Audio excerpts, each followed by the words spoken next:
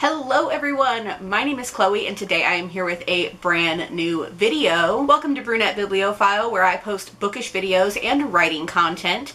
Today I am here with my October wrap-up. So for the past few years I have done a costume for my wrap-ups. This year I got lazy.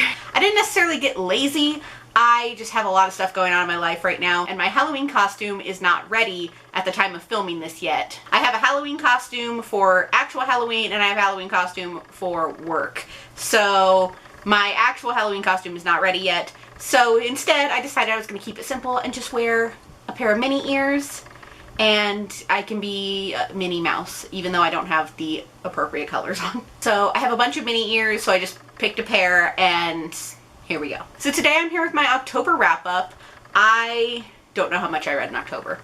I surprisingly read a lot, considering I have been working on draft 2 for almost the entirety of October. Draft 2 of my book. So I'm very surprised with how much I read. I have finished 11 books and I'm hoping to finish a 12th. We'll get to that later. So we're gonna go ahead and jump right in with the first book. The first book I read was Fresh by Margot Wood. Oh my god, this is one of my new favorite books of all time. Definitely going on my favorites of 2020 list. This was amazing. So this is about a girl named Elliot who is starting her freshman year of college. It is her first time that she's by herself, and she is just looking to have the time of her life. So Elliot is the narrator of this book, and she breaks the fourth wall so much. I think it is a really interestingly written book, and I just had so much fun with this. I think it's very realistic of different things in life, and it's a very sex positive book. There's a lot of talk about sex in this book, and I think it's a really positive book for people to read. I definitely recommend checking this out. I was a little back and forth on reading it at first, but I ended up picking it up from the library and loving it, so I got my own copy. Next, I read Cold Hearted by Serena Valentino, one of my anticipated releases of this year, and the 8th book in the Villains series. So this time around, our villain is Lady Tremaine from Cinderella, and this one actually kind of puts us back into the timeline where all the books are connected. We kind of took a step back from Cruella, but this kind of puts us back with some characters that we have seen before and some new characters as well. This was such a different Cinderella retelling than I have ever read before. A definitely different villain origin story than I expected, and I was really happy with it. I gave this one 4 stars, and I'm so excited for the 9th one. It is coming out next year, and we're following Captain Hook. The next book I read, which was kind of has me on my mystery kick, was A Deadly Inside Scoop by Abby Collette. This is the first book in the Ice Cream Parlor mystery series, and this is following Bronwyn, who is reopening her family's ice cream shop, and she has rebranded and remarketed it, and she is opening it up in the dead of winter. But when she goes down to this like waterfall area behind her ice cream shop, she discovers a dead body. This one was fun because it was all mystery and no romance. A lot of my recent mysteries that I've been reading have been mystery and a little bit of romance. So this one was just all mystery, and I enjoyed it. I gave it 4 stars, and I do plan on picking up the next book to see what that is all about. Next, I finally finished Empire of Storms by Sarah J. Maas. I listened to the audiobook, and I actually listened to the bulk of it in September. I vividly remember listening to this while on my trip for vacation, and I had to put it down for a while because I just had too many library books that were coming in, but I finally picked it back up. I listened to the last 6 hours and finally finished it. This is setting up for what is supposed to be the final battle, essentially, in Kingdom of Ash. We still have one book between this one and Kingdom of Ash, though, and that's Tower of Dawn, and that is Kale's story and everything that happens to him during the events of Empire Storms.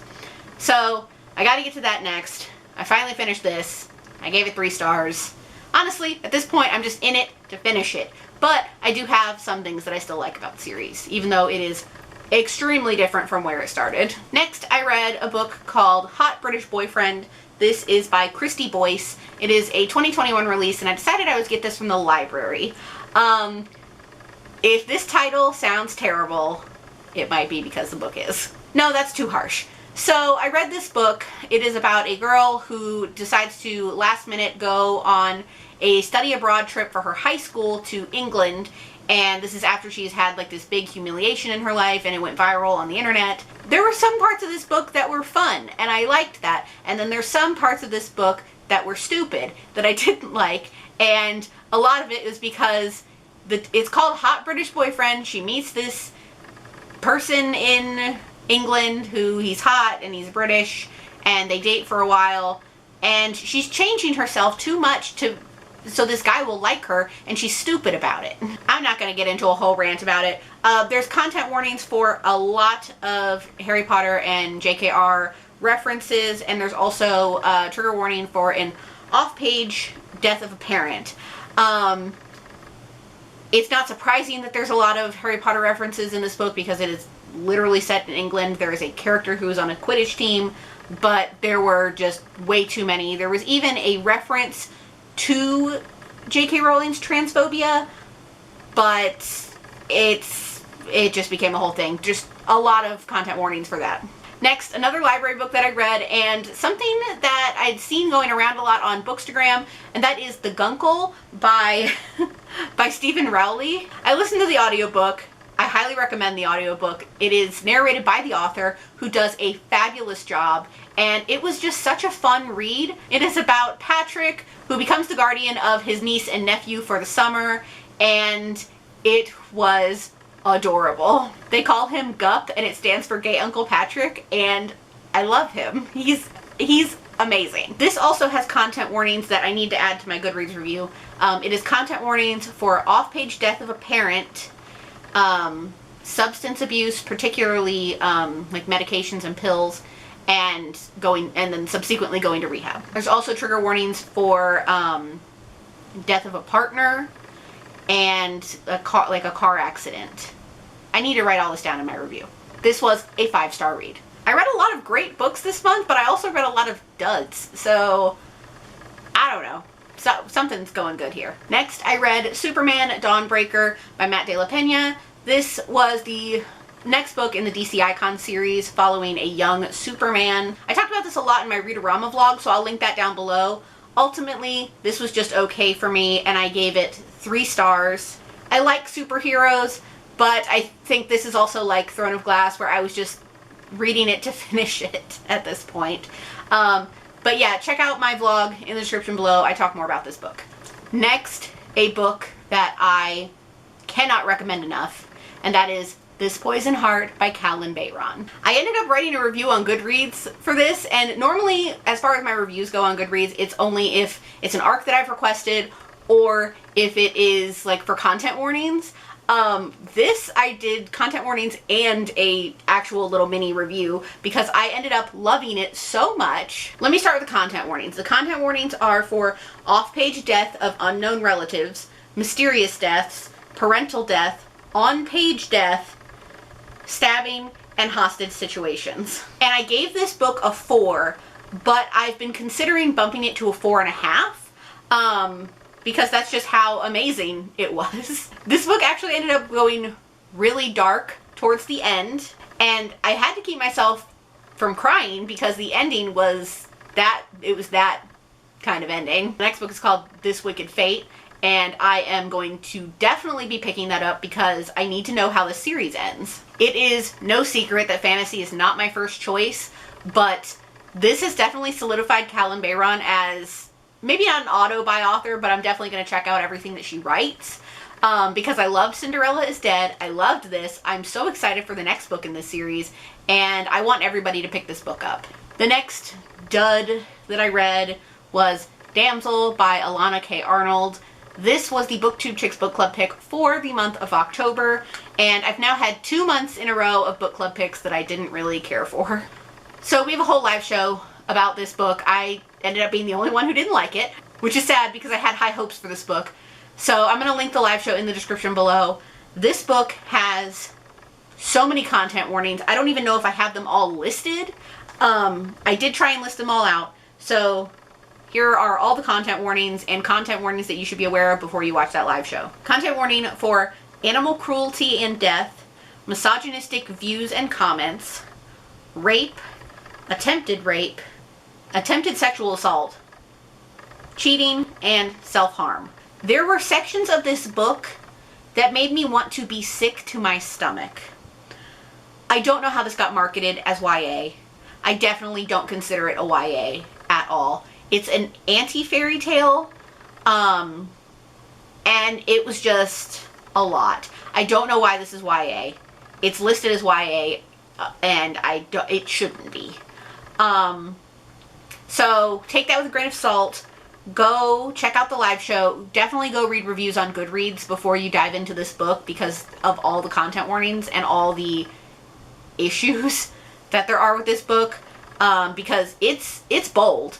And I think the author intended it to be bold, but I don't think it stuck with everybody. It didn't stick with me. So go check out that live show and read some reviews for this book before you read it. The next book I read was kind of a random pickup, but was surprisingly good.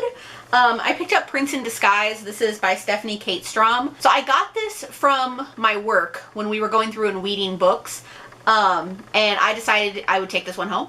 And I was surprisingly intrigued by this book. I am giving it 3.5 stars. It is about a girl whose sister was on a reality show called Prince in Disguise, and she is engaged to the man that she met on that show, who is a lord in Scotland. So they are flown to Scotland because they are filming a special for the wedding. I gave this 3.5 stars.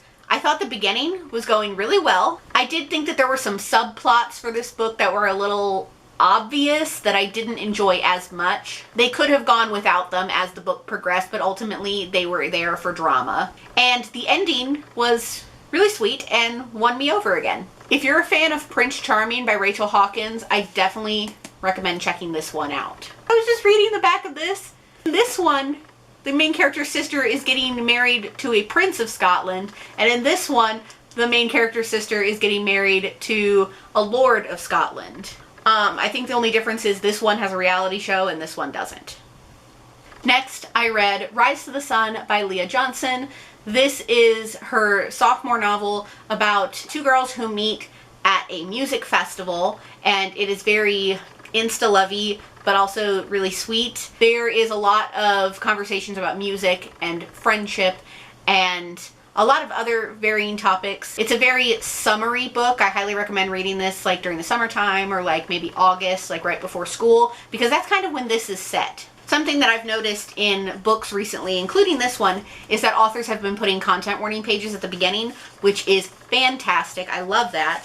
And right at the beginning, there is a little author's note from Leah Johnson, and it says, Rise to the Sun is a novel that celebrates the communal joy of live music spaces and the ferocious vibrance of first love. To get the full enjoyment from what I hope will be an uplifting reading experience, some readers may prefer to know ahead of time that this book does include references to parental loss, panic attacks, gun violence, and non-consensual image sharing. So those are all the content warnings you need to know, and they're conveniently located at the front of this book. There's also 2 narrators for the audiobook, and I thought that was done really well, and it has short chapters, which I love. I gave this one 4 stars. I don't have that much to say about it, but I enjoyed it. So those are all the books that I finished. I'm going to quickly talk about the book that I'm currently reading, that I'm definitely going to finish by Halloween because I have to. It is a book that everybody is reading. It is all over Bookstagram, and I'm sure you know what I'm going to mention. It's The Ex-Hex by Erin Sterling, aka Rachel Hawkins. This was marketed as Hocus Pocus, but they fuck. And I'm cool with that. I'm about halfway through this book. I'm buddy reading it with Desirai from Libri Labra, and I have to finish this book on Halloween because I have to. I'm enjoying it so far, and I'm excited to see where it goes. So that is all I have for my October wrap up today. I hope you all enjoyed it. I can't believe that October is over, but it's time for November and the holidays, and I'm ready. Let's just close out the year on a good note. So that is all I have for this video today. Thank you all so much for watching. I hope you all enjoyed it. As always, if you like what you see here, please go ahead and click subscribe. I post new videos every week, so click subscribe so you can be updated for when I post those. And if you really like my content, consider checking out my Patreon, linked in the description below. Thank you all so much. I will see you in my next video. Bye! In the darkness, I don't feel so cold. The ashes fall like rain, and somehow we were something small.